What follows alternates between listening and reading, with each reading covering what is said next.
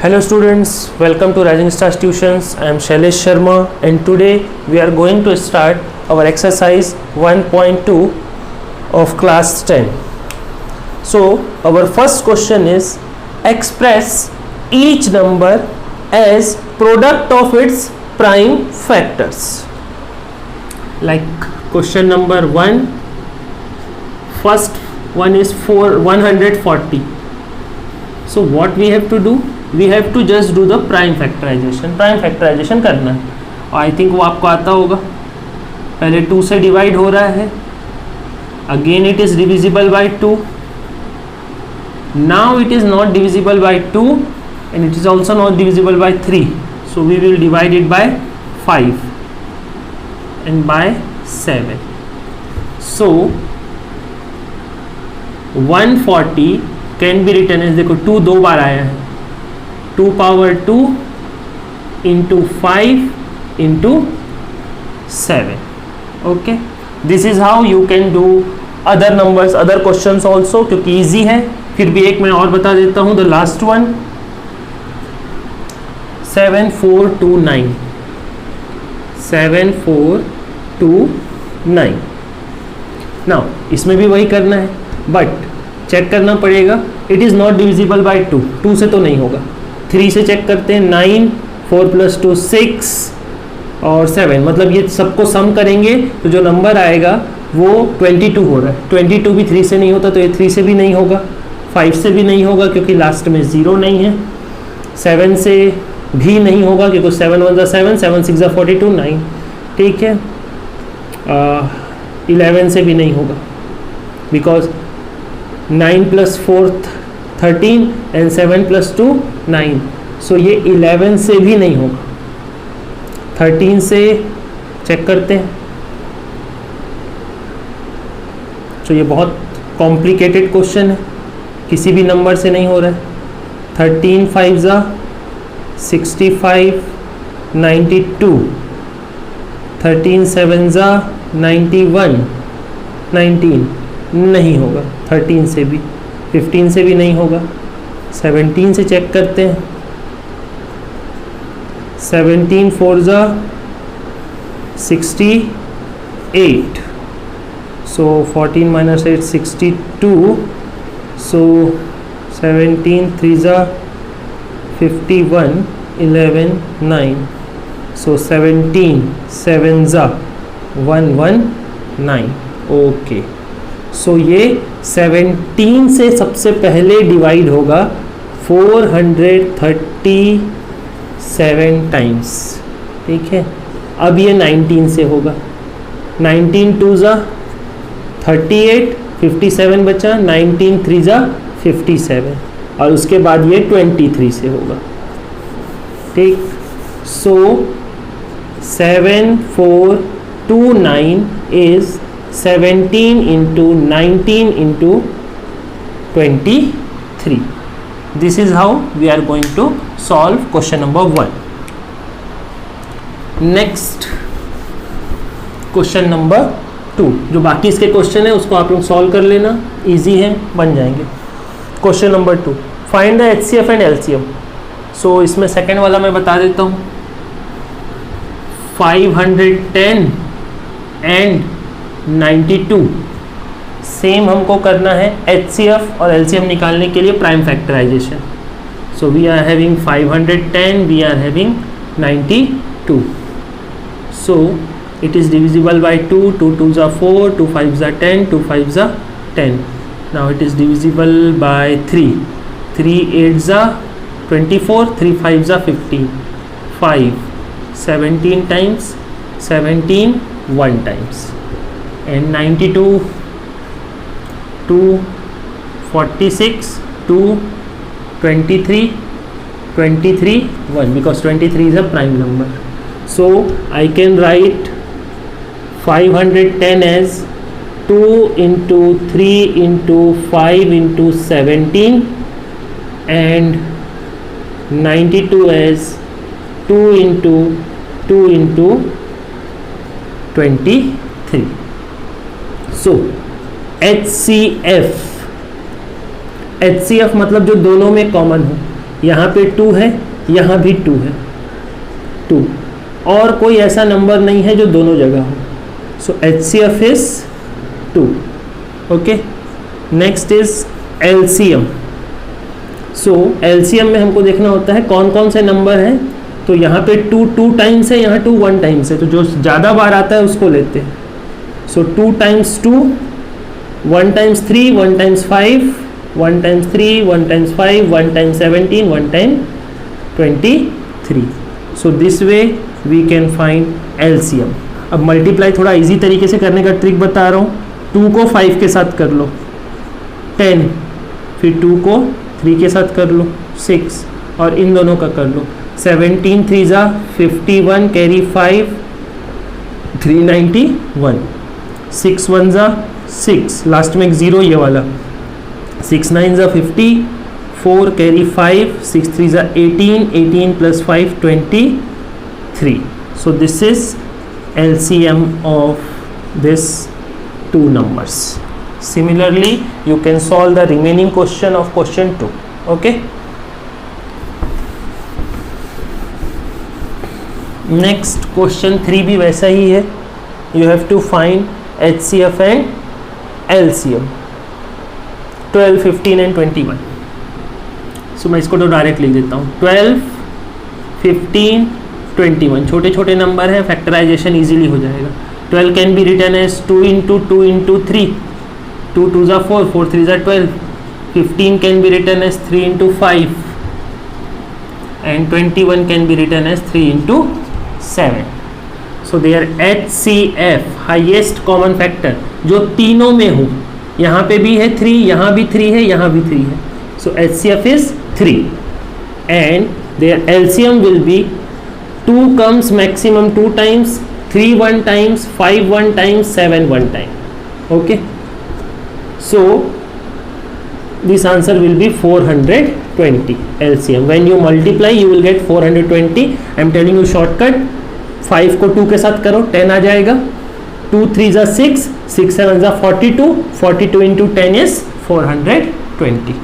अब मान के चलो जो इसका सेकंड क्वेश्चन जब बनाओगे तो उसमें कुछ भी कॉमन नहीं आएगा. जैसे यहाँ 3 कॉमन, ऐसा कुछ कॉमन नहीं आएगा.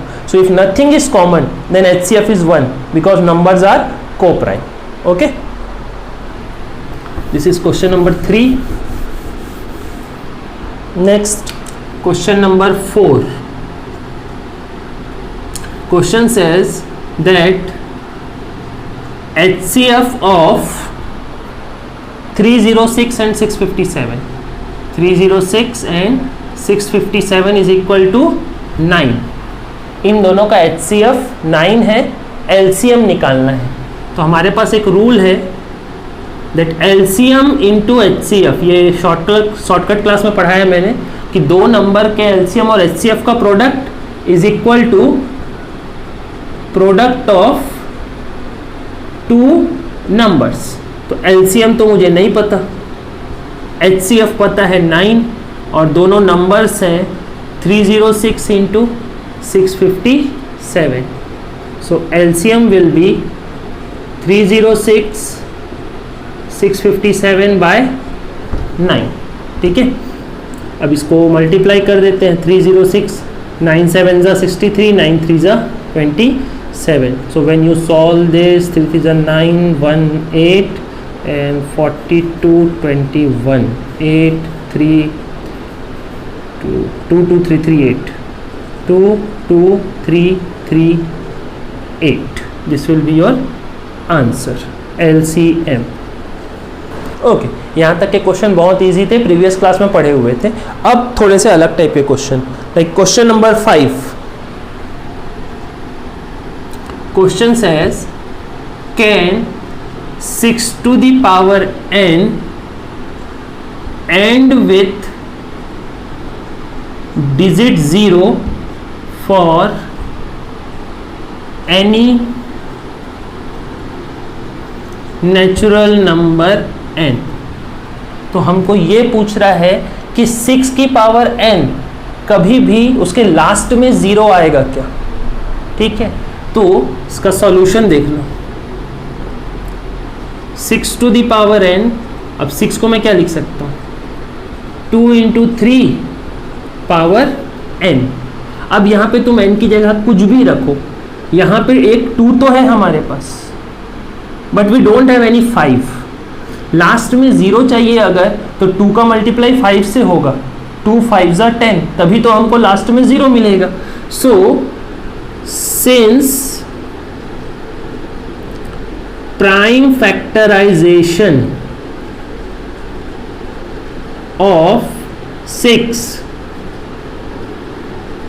does not contain 5, ठीक है, it contains 2 but does not contain 5, so it can never end, it means 6 to the power n can never ends with digit 0, ये 0 पे कभी भी फिनिश नहीं होगा, क्योंकि 6 का प्राइम फैक्टराइजेशन 2 इंटू 3 होता है, ठीक है।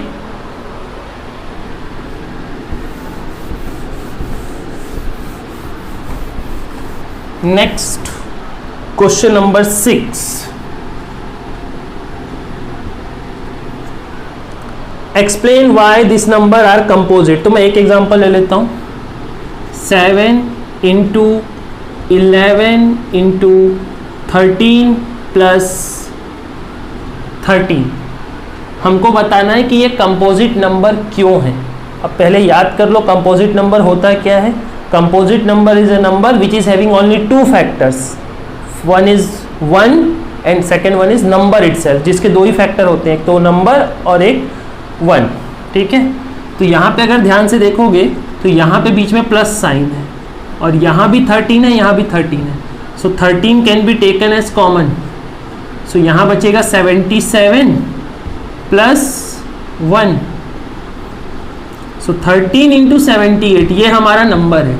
अब अगर ये हमारा नंबर है 13 इंटू 78, तो ये 13 से भी डिवाइड हो रहा है, 78 मतलब 2 से भी डिवाइड हो रहा है। तो since 13 is a factor of given number and it has more than 2 factors, 2 से ज़्यादा फैक्टर्स है, so it is composite। ऐसे आपको लिखना पड़ेगा कि इसके 2 से ज़्यादा फैक्टर हैं, इसीलिए ये कंपोजिट है। अगर सिर्फ 2 फैक्टर होते तो ये प्राइम नंबर होता, ठीक है। Now last question of this exercise, question number 7। Question says कि एक सर्कुलर पाथ है, ठीक है। सपोज ये इसका स्टार्टिंग पॉइंट है, जिसको मैं ए नाम दे देता हूं। नाउ सोनिया को एक पूरा चक्कर लगाने में टाइम लगता है 18 minute and Ravi takes 12 minute. Sonia takes 18 minute, Ravi takes 12 minute. So if they both start from the same point and in the same direction, suppose दोनों इधर ही जा रहे हैं, तो दोनों एक बार तो स्टार्ट कर दिए, फिर उसके बाद दोबारा कब मिलेंगे, कितने देर के बाद, क्योंकि जैसे ही 18 मिनट होगा तब सोनिया यहाँ पहुंचेगी, लेकिन तब तक तो रवि 12 मिनट में क्रॉस करके और कहीं आगे चला गया होगा। लेकिन एक टाइम ऐसा आएगा जब दोनों वापस मिलेंगे, ऑब्वियसली वो 18 और 12 से ज़्यादा होगा, मतलब हमको फाइंड करना है एलसीएम, क्योंकि जब भी गिवन नंबर से ज़्यादा फाइंड करना होता है एलसीएम, गिवन नंबर से कम फाइंड करना होता है HCF. So we have to find LCM of 18 and 12. So 18, 2 3s are 6, 3s are 18 and 12, 2 into 2 into 3. So LCM 2 maximum 2 बार आया है और 3 भी मैक्सिमम 2 बार आया है। 2 2s are 4, 3 3s are 9, 4 into 9 36. So you have to write in words that they will meet after 36 minutes. Next topic is irrational number.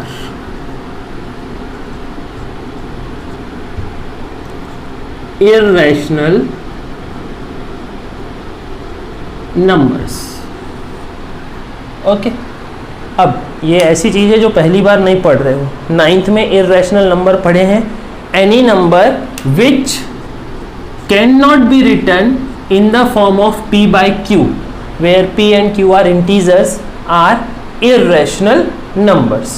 Okay, for example root 2 is irrational, ये हम लोग पढ़े हैं. और रूट के अंदर परफेक्ट स्क्वायर आ जाए तो वो रैशनल होता है, और परफेक्ट स्क्वायर नहीं है तो इर्रेशनल. ये लास्ट ईयर बस पढ़ा था. अब इस साल हमको प्रूफ करना है कि ये सारे नंबर्स जो हैं वो इर्रेशनल होते हैं. ठीक है, अब देखो कैसे करेंगे.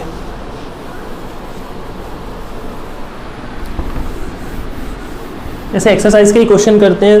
हमको रूट 2 को प्रूफ करना है, रूट 3 को करना है, रूट 5 को करना है. तो एक्सरसाइज में रूट 5 है तो मैं रूट 5 से स्टार्ट कर रहा हूँ. Exercise 1.3 first question, prove that root 5 is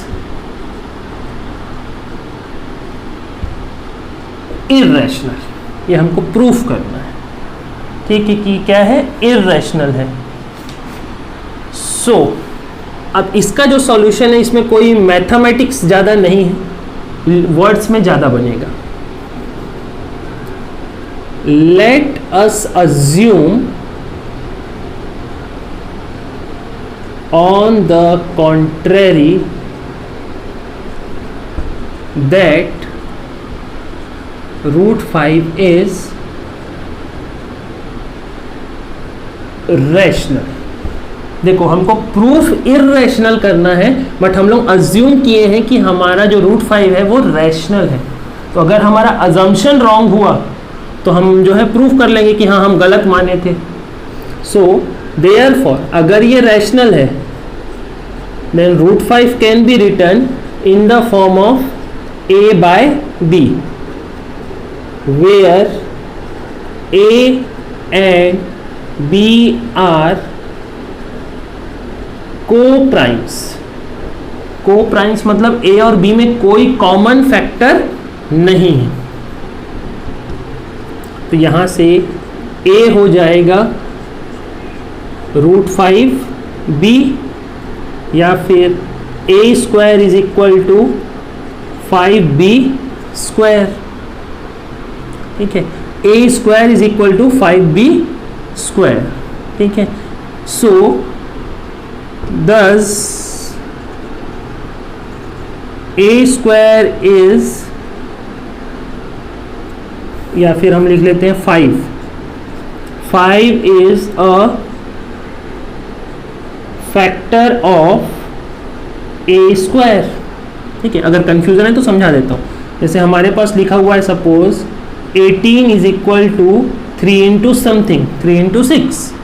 तो हम लोग बोलेंगे ना कि 3 क्या है, 18 का फैक्टर है.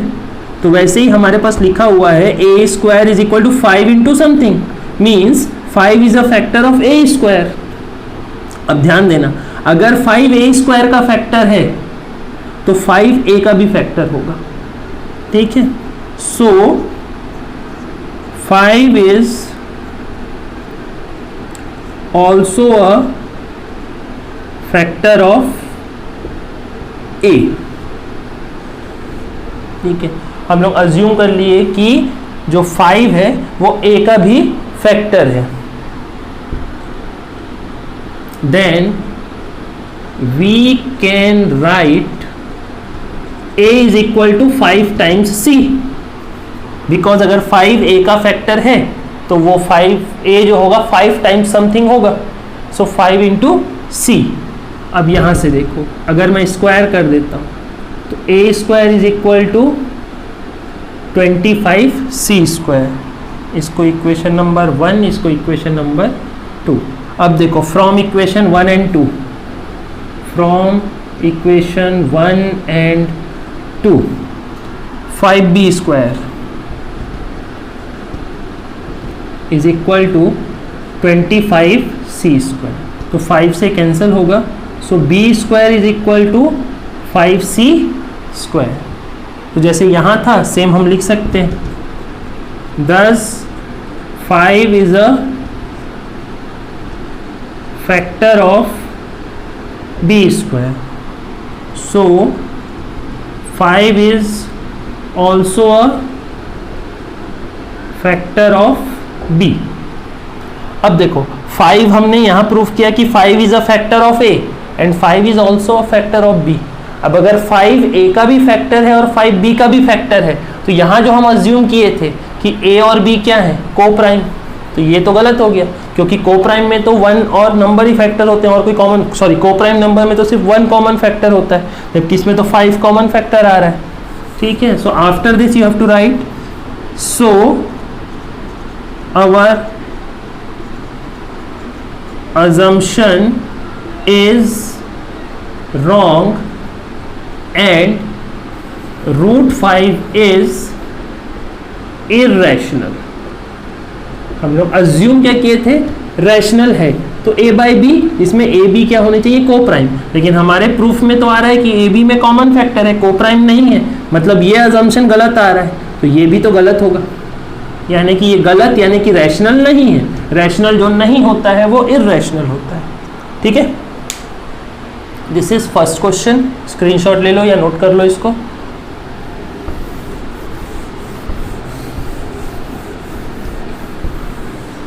सो यूजुअली एग्जाम में इसी टाइप के क्वेश्चन आते हैं या इससे एक लेवल ऊपर. जैसे second question, prove that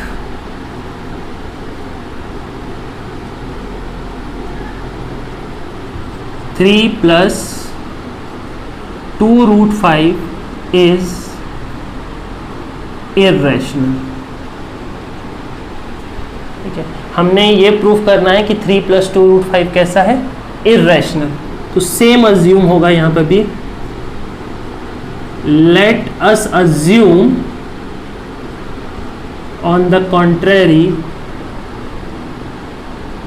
that 3 plus 2 root 5 is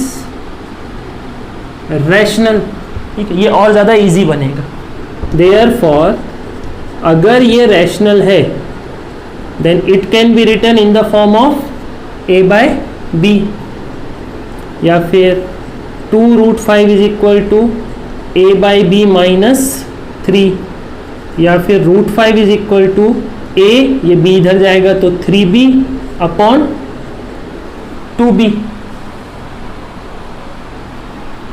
ठीक है,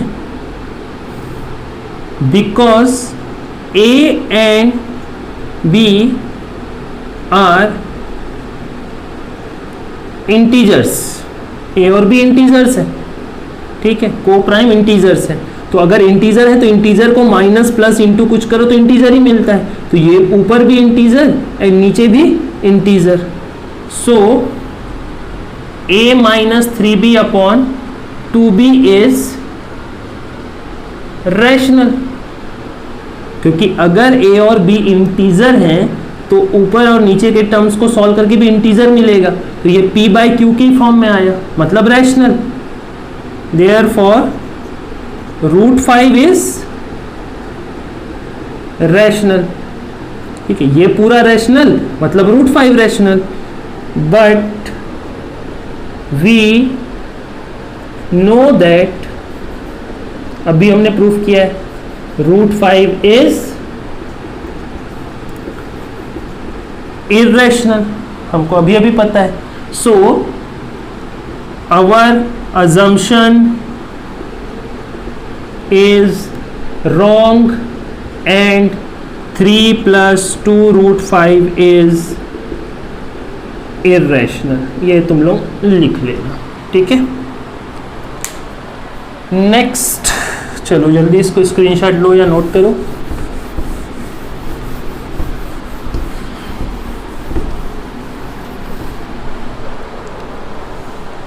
next topic is decimal expansion of rational number and irrational number. तो अगर पिछले साल का याद होगा तो रैशनल नंबर का डेसिमल एक्सपांशन दो टाइप का हो सकता है, एक टर्मिनेटिंग और एक नॉन टर्मिनेटिंग रिकरिंग या रिपीटिंग। और इर्रेशनल नंबर का डेसिमल एक्सपांशन होता है नॉन टर्मिनेटिंग नॉन रिकरिंग। ठीक है, एग्जाम्पल से समझा देता हूं। टर्मिनेटिंग जैसे मान लो 3.46 डेसिमल के 2 डिजिट के बाद खत्म हो गया। Non terminating recurring suppose 3.3333 and so on, जो कभी खत्म नहीं होता, जिसको हम इस तरीके से लिखते हैं 3.3 बार। और non terminating suppose 3.10 100 100 and so on. तो ना तो रिपीट हो रहा है ना टर्मिनेट हो रहा है। ठीक है, अब 10th में हमको क्या करना है कि पिछले साल तो हम पूरा डिवाइड करके देखे थे, मतलब आपको p/q के फॉर्म में दिया होता था, सपोज 3/11 दिया है तो आप पूरा डिवाइड करते थे और देखते थे कि ये आ रहा है कि ये आ रहा है। अब इसके लिए इस साल हमको शॉर्टकट में पढ़ना है। तो टर्मिनेटिंग कब होगा? If denominator has only 2 and 5 as factors. बस ये एक चीज याद रखो, किसी भी रैशनल नंबर को सिंप्लीफाई करने के बाद, ये वाला वर्ड याद रखना, सिंप्लीफाई करने के बाद अगर उसका डिनोमिनेटर में सिर्फ 2 और 5 है तो वो टर्मिनेटिंग, और 2 और 5 के अलावा कुछ और है तो नॉन टर्मिनेटिंग। ठीक है, फिर से रिपीट कर रहा हूं, अगर सिंप्लीफाई करने के बाद, सिंप्लीफाई मतलब ये होता है जैसे ऊपर 45 है नीचे 35 है, तो ये सिंपलेस्ट फॉर्म में नहीं है। 5 से 5 9 5 से 5 7 ये हुआ सिंप्लीफाई, क्योंकि और कैंसिल नहीं हो पाएगा। ऐसा करने के बाद या तो पहले से ही ऐसा दिया होगा या नहीं दिया होगा तो करना पड़ेगा। सो आफ्टर सिंप्लीफाइंग, अगर डिनोमिनेटर में सिर्फ 2 5 या 2 और 5 दोनों आ रहे हैं तो टर्मिनेटिंग, और उसके अलावा कुछ आ रहा है तो नॉन टर्मिनेटिंग। ठीक है, क्वेश्चन करते हैं, समझ में आएगा। एक्सरसाइज 1.4 लास्ट एक्सरसाइज, सिर्फ 2-3 क्वेश्चन बताऊंगा, बाकी तुम लोग बनाओगे। जैसे फर्स्ट वाला है 13/3125, तो इसको हम लोग क्या लिख सकते हैं? 13 से तो कैंसिल होगा नहीं, 5 5 25 5 625 एंड 5 मतलब नीचे आ रहा है 5/4। ठीक है, यानी कि डिनोमिनेटर में ओनली 5 है और कुछ नहीं है, so this is terminating. Second one 17/8, 17 और 8 भी कैंसिल नहीं होते, 2/3, तो डिनोमिनेटर में सिर्फ 2 आ रहा है तो ये भी टर्मिनेटिंग। 64/455, सो ये हो जाएगा 64/5 से होगा 5 × 7 × 13। ठीक है, करके देख लेना। ये 455 है, 5 9 91, 7 से 13, 13 से 1, 5 7 13। तो अगर अब इसमें देखोगे तो कैंसिल तो हो नहीं रहा है, ऊपर 64 है, वो सिर्फ 2 से कैंसिल होगा, 7 और 13 से नहीं होगा। सो डिनोमिनेटर में 5 के अलावा और नंबर भी है, so this is non terminating recurring. ठीक है, इसका डेसिमल एक्सपांशन जो होगा नॉन टर्मिनेटिंग रिकरिंग होगा। 8th one